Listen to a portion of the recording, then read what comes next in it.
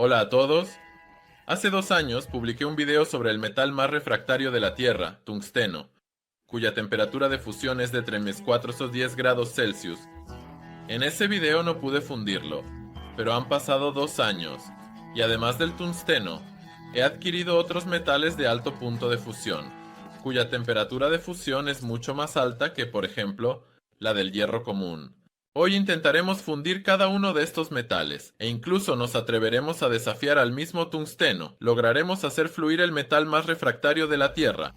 Para este video, he reunido muestras de algunos metales de alto punto de fusión. La temperatura de fusión de cada uno puede verse en sus pantallas. Dado que al calentar con una antorcha de gas común, ninguno de estos metales siquiera considera cambiar su estado físico, decidimos comenzar directamente con una antorcha de propano-oxígeno, cuya temperatura máxima de la llama alcanza los 2600 grados Celsius. Creo que se puede empezar con el titanio, un metal con el mejor equilibrio entre dureza y resistencia, cuya temperatura de fusión es de 1660 grados. Se ve que al calentarse el metal se calentó muy rápidamente por la poderosa llama, y pronto comenzó a fundirse. Siendo un metal bastante químicamente activo, el titanio comenzó a oxidarse muy rápidamente al fundirse en el aire e incluso, después de un tiempo, simplemente se encendió. Así que el titanio se puede no solo fundir con este tipo de soplete, sino también encender. Esto por supuesto se ve muy bonito. Pero en la práctica, esta propiedad del titanio no es muy útil, ya que el metal en llamas puede causar muchos problemas, especialmente al ser procesado en un torno. Es por eso que trabajar con este metal requiere la presencia de una atmósfera inerte, por ejemplo, soplando argón durante la soldadura. Después del resistente titanio, sigue otro metal de alto punto de fusión inusual, el cromo. Según las tablas, es también el metal más duro de la Tierra.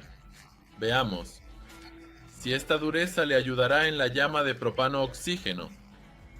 La temperatura de fusión del cromo es de 1900 grados Celsius, lo que es casi 300 grados más alto que la del titanio. Por lo tanto, se requiere mucho más tiempo para su fusión, pero después de un tiempo, el cromo también cedió ante la antorcha de propano y oxígeno, y se fundió, al igual que el titanio, a tan alta temperatura en el aire. El cromo comenzó a oxidarse activamente y a arder. Al enfriarse sobre un ladrillo refractario, de un trozo de cromo solo quedó una mancha verdosa, compuesta de óxido de cromo 3, que se formó por la combustión del cromo en el aire. Y por cierto, esta sustancia es el componente principal de la pasta Goy, utilizada como un excelente medio abrasivo. Después del cromo, otro metal inusual en temperatura de fusión es el circonio. En la vida cotidiana no nos encontramos con él, pero trabajadores nucleares saben que no es circonio. Conocen este metal. El hecho es que, debido a su resistencia a la oxidación y, lo más importante, a su baja capacidad para capturar neutrones térmicos, el circonio se utiliza hoy en día activamente para la fabricación de conjuntos de combustible en reactores nucleares. Sí, exactamente esos mismos TBL. En los tubos de circonio se coloca el combustible nuclear en forma de tabletas de dióxido de uranio, que luego se ensamblan en casetes y se sumergen en el propio reactor. En la superficie de esos tubos, el agua estará hirviendo, por lo que el metal debe ser simplemente superresistente a la oxidación. Y así es, ya que la actividad química del circonio es comparable a la del vidrio. Casi no reacciona con ningún ácido en condiciones normales. Es interesante, ver cómo se comportará al ser calentado con nuestra antorcha. Para una mejor fusión, primero decidimos cortar un trozo más pequeño de este gran bloque de circonio, para lo cual usamos una amoladora. Resultó que el circonio chisporrotea mucho al cortarlo, similar al titanio. Además, el círculo constantemente intentaba atascarse debido a la alta viscosidad de este metal. Por lo tanto, hubo que recortar un trozo de circonio a mano. Al calentar con la antorcha, resultó ser... El circonio se negaba a fundirse a una temperatura de 2600 grados Celsius, aunque su temperatura de fusión era incluso más baja que la del cromo, solo 1855 grados. Se puede ver que, debido a su baja actividad química, el circonio no se encendió, después de lo cual ya pudo fundirse. Aquí incluso se puede ver que el ladrillo refractario ya ha comenzado a fundirse más rápido que el circonio resistente. Así que necesitamos un soplete más potente. Y tenemos uno. Para el siguiente intento, reemplazamos el cilindro de propano en la antorcha por uno de acetileno, ya que la temperatura de combustión de la mezcla de oxígeno y acetileno ya alcanza los 310-200 grados y, en condiciones ideales, puede alcanzar temperaturas de hasta 36-600 grados Celsius. Para que el ladrillo no se fundiera más, coloqué un trozo de circonio sobre la placa de tungsteno. Sin embargo, con un soplete tan caliente, el circonio comenzó a fundirse gradualmente. Y con el tiempo, de hecho, cambió su estado de agregación. El circonio fundido a una temperatura tan alta ya puede encenderse, lo que ocurrió con este metal en la placa de tungsteno, que parece no haber sufrido daños en este experimento. Después de enfriarse, del trozo de circonio solo quedó su óxido fundido, que se transformó en algo parecido al vidrio. Es interesante que en un reactor nuclear, al desconectar el sistema de refrigeración, el circonio también puede comenzar a fundirse con el combustible nuclear sobrecalentado. Tal masa fundida puede quemar incluso el suelo de concreto debajo del reactor y comenzar a reaccionar con el agua, liberando hidrógeno. Eso es precisamente lo que ocurrió en la planta de energía nuclear de Fukushima en 2011, lo que provocó el mayor accidente nuclear desde Chernobyl.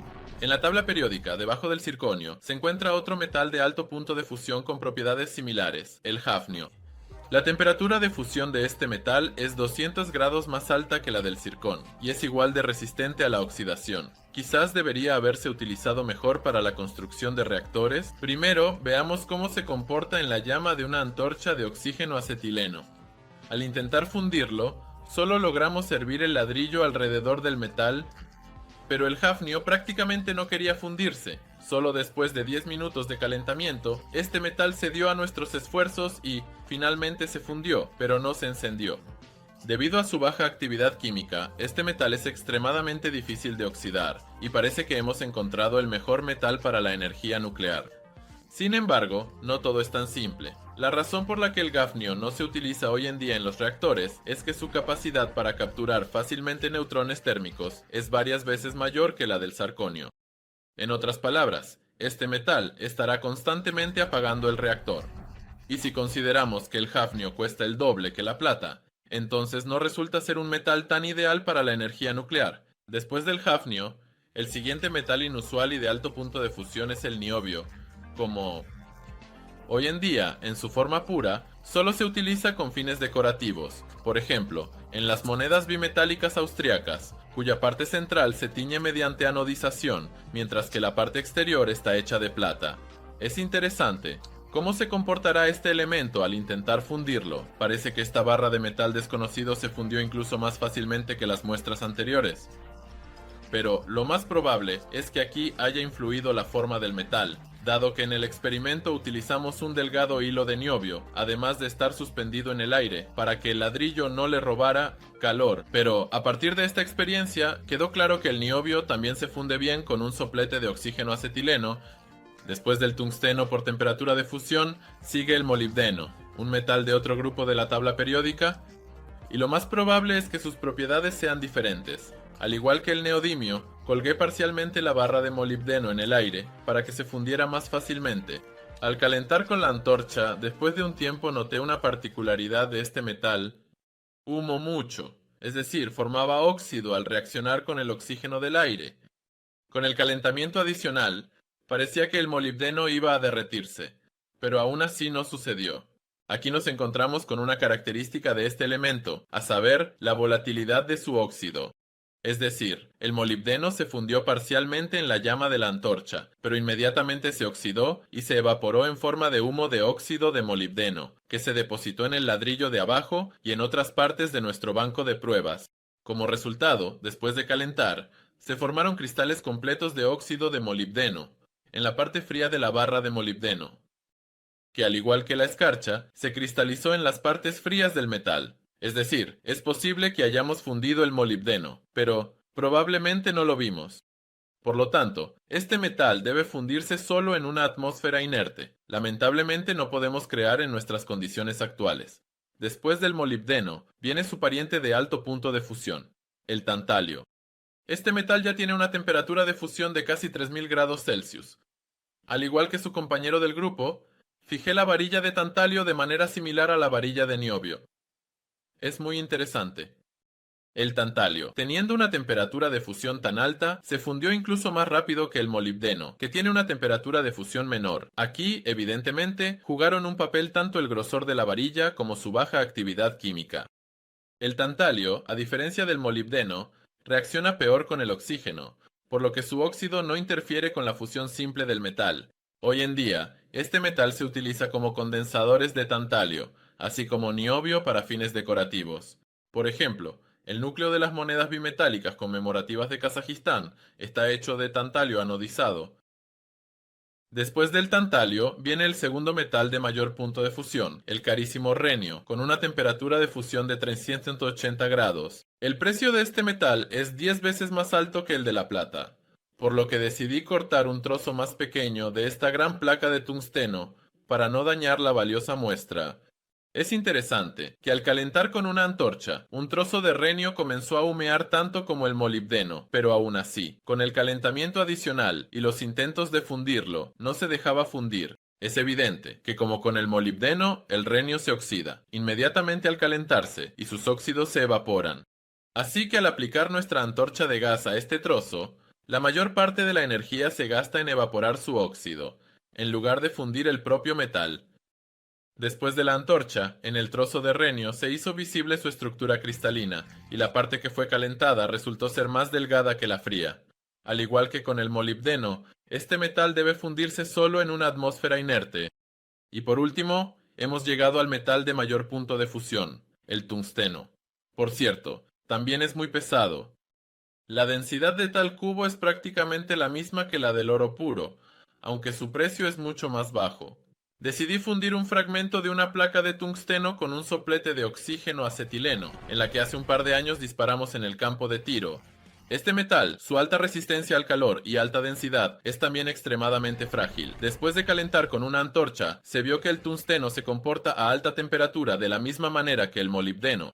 Simplemente se enciende en el aire, formando humo de óxido de tungsteno. Por lo tanto, es necesario calentar este metal aún más rápido para que no se destruya, antes de que se oxide y se convierta en humo. También es interesante que el óxido de tungsteno depositado en los ladrillos cambiaba de color al contacto con la llama reductora de un soplete de gas común.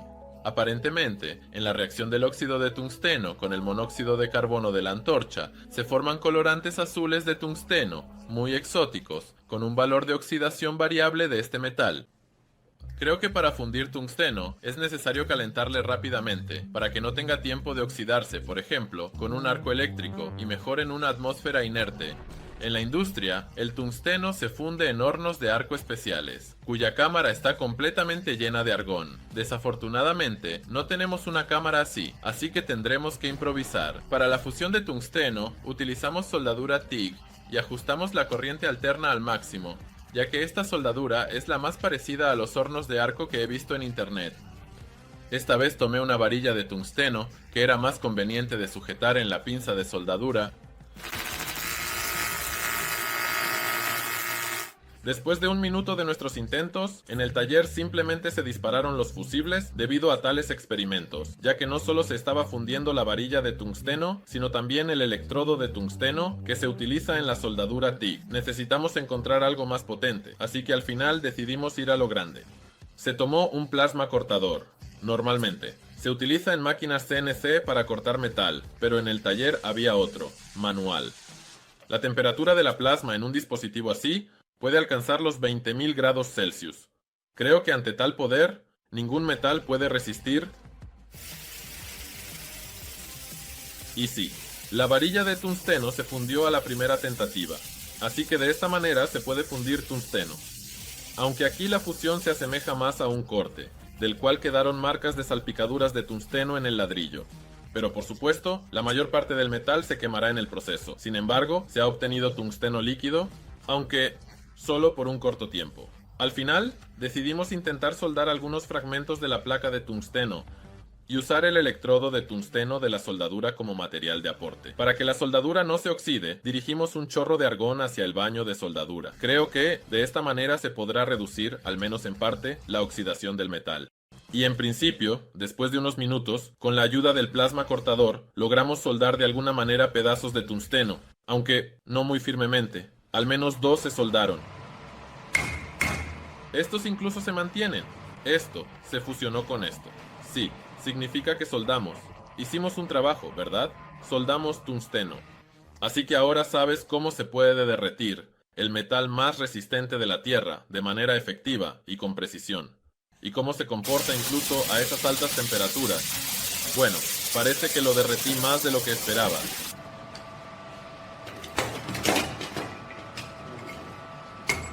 Risa. Bueno, casi. Y por cierto, gracias a la empresa Luquiteria por esos hermosos cubos de metales refractarios. Dejaré el enlace a su sitio web en la descripción. Bueno, si te ha gustado este video, como siempre, no olvides darle un like y suscribirte al canal para conocer muchas más cosas nuevas e interesantes en el futuro.